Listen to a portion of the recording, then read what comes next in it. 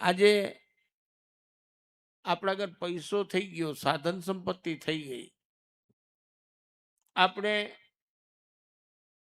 ખૂબ સારા સારા સંપર્કમાં આવતા થઈ ગયા, બધું આપણને મળતું થઈ ગયું, પણ એક મોટામાં મોટી કમી આપણા જો જીવનમાંથી આવી હોય તો એ કમી એ આવી છે કે આપણામાં અહંકારની વૃદ્ધિ ને દીનતાની નાબૂદી થઈ છે.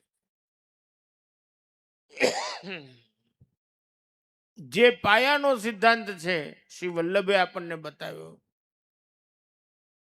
વડીલોએ આપણને બતાવ્યો, 84,252 વૈષ્ણવોએ જીવીને આપણને બતાવ્યો, એ દીનતા આપણા વ્યવહાર, વાણી અને વર્તનમાંથી નાબૂદ થઈ ગઈ. દીનતાનો પાયો ક્યાં સુધી બતાવ્યો? જો તમે બધા જ સૌ પોતપોતાના ગુરુ ઘરે અને પોતાના ઘરે સેવા કરતા હશો કે મંદિરે દર્શન કરવા જતા હશો, કેવી અદ્ભુત અલૌકિક પ્રણાલિકા આપણને બતાવી. અમારા ગોવિંદ બાપુ અહીંયા બિરાજે છે, કીર્તનિયાજી. એ કીર્તનિયાજીને પૂછજો કે ભાઈ પેલા કઈ સેવાની પ્રણાલિકાની અંદર કીર્તન પ્રણાલિકા ખૂબ જ મહત્વની છે, અને એ કીર્તન પ્રણાલિકામાં પેલા કેના કીર્તન થાય? ગોવિંદ ઠાકોરજી જાગે ત્યારે સૌથી પહેલા ક્યાં કીર્તન થાય? જો આનું નામ દીનતા, આનું નામ દીનતા કે ક્યાંય પોતે પોતાની હોશિયારી બતાવશે નહીં. એ છેવટ સુધી જેટલી વાર પૂછીશ એટલી વાર એક જ વાત કહેશે કે હું શું જાણું. આનું નામ દીનતા. શૂન્યો આપણને સમજાવ્યું, આપણને અંડરલાઈન કરીને સમજાવ્યું કે શૂન્યો, પણ સમજ્યો નહીં. આ દીનતા છે.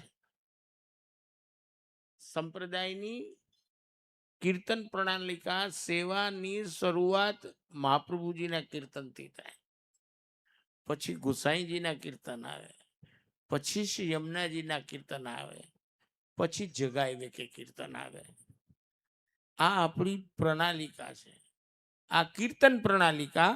અને સેવા પ્રણાલિકા એ છે કે જ્યારે આપણે અપરસ કરી, તિલક ચરણામત કરી, હાથ ખસા કરી, દંડવત કરીને મંદિરમાં જઈએ, ત્યારે ઉઠાવ કર્યા પછી પેલા શ્રી મહાપ્રભુજી જાગે, પછી સંપુટજી જાગે. એ બંને સ્વરૂપ જાગી ગયા પછી ઠાકોરજીને જગાડવામાં આવે.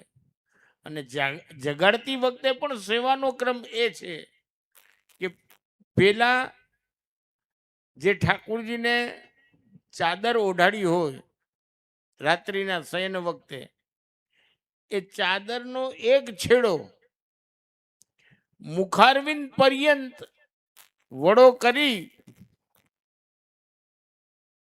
અને ઠાડા સ્વરૂપની સાથે, જો આપણને એ ખબર નથી, આજે ઘણા વૈષ્ણવો સેવા સેવા સેવા નું નામ લે પણ કોઈને સેવા કરવાની સાચી રીતની સમજ નથી. આજે જ દર્શન કર્યા, આ ઉષ્ણકાલની અંદર કેટલાય કુલે ધરી હતી, કોક સ્વરૂપે કુલે ધરી હતી, પણ કુલેની સાથે કુંડલ કે કરણફૂલ કાંઈ નહીં. એ જ ખબર નથી કે કુલેમાં કુંડલ આવે કે કરણફૂલ આવે.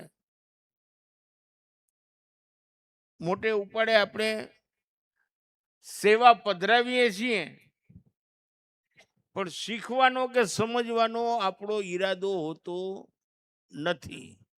આવા ઉનાળામાં અક્ષય તૃતીયાથી લાલ રંગ બંધ થઈ જાય.